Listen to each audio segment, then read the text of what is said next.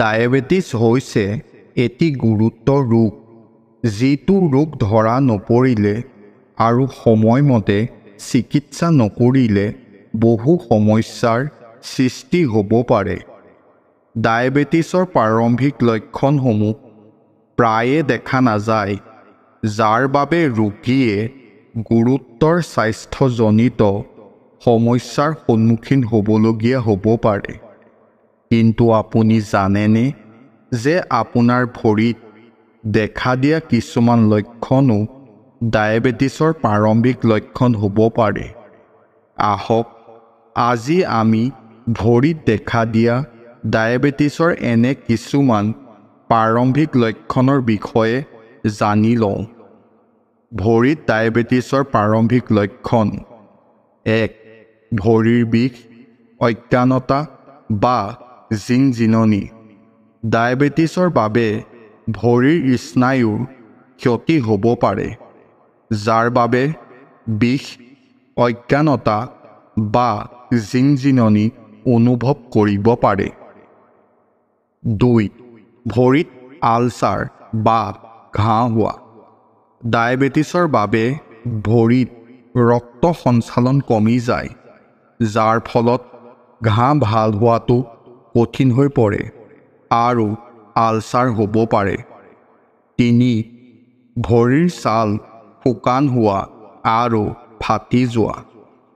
ডায়েবেটিছৰ বাবে ছালত আৰ্দ্ৰতা কমি যাব পাৰে, যাৰ ফলত ভৰিৰ ছাল শুকান হৈ ফাটি যাব পাৰে। 4. ভৰিৰ ৰঙৰ পৰিৱৰ্তন। ডায়েবেটিছৰ বাবে ভৰিৰ ছালৰ ৰং সলনি হ'ব পাৰে, যেনে ৰঙা, বাদামী বা ক'লা হৈ পৰে। 5. ভৰিৰ সংক্ৰমণ। ডায়েবেটিছৰ বাবে ভৰি সংক্ৰমণৰ সম্ভাৱনা বৃদ্ধি পায়। শৰ্কৰাৰ পৰীক্ষা কেতিয়া কৰিব লাগে? চিকিৎসকে কয় যে যদি আপোনাৰ ভৰিত ওপৰত উল্লেখ কৰা কোনো লক্ষণ দেখা যায়, তেন্তে লগে লগে চিকিৎসকৰ সৈতে যোগাযোগ কৰি শৰ্কৰাৰ পৰীক্ষা কৰাটো উচিত।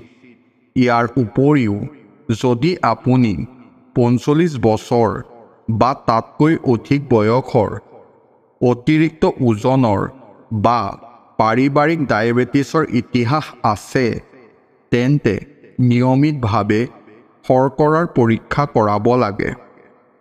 ডায়েবেটিছ নিয়ন্ত্ৰণ কৰা উপায়: ডায়েবেটিছ ৰোগ নিয়ন্ত্ৰণৰ বাবে বহুকেইটা কাম কৰিব পাৰে, যেনে ফল-মূল, শাক-পাচলি, গোটা শস্য আৰু ক্ষীণ প্ৰটিনযুক্ত খাদ্য গ্ৰহণ কৰক। সপ্তাহত কমেও 150 মিনিট মধ্যমীয়া তীব্ৰতাৰ ব্যায়াম কৰক। যদি আপোনাৰ ওজন বেছি হয়, তেন্তে ওজন কমালে আপোনাৰ তেজত শৰ্কৰাৰ মাত্ৰা নিয়ন্ত্ৰণ কৰাত সহায়ক হয়। যদি আপুনি ডায়েবেটিছৰ ঔষধ গ্ৰহণ কৰিব লাগে, তেন্তে চিকিৎসকৰ নিৰ্দেশনা অনুসৰি নিয়মিতভাৱে গ্ৰহণ কৰক। ধূমপানে ডায়েবেটিছৰ সম্ভাৱনা বৃদ্ধি কৰে।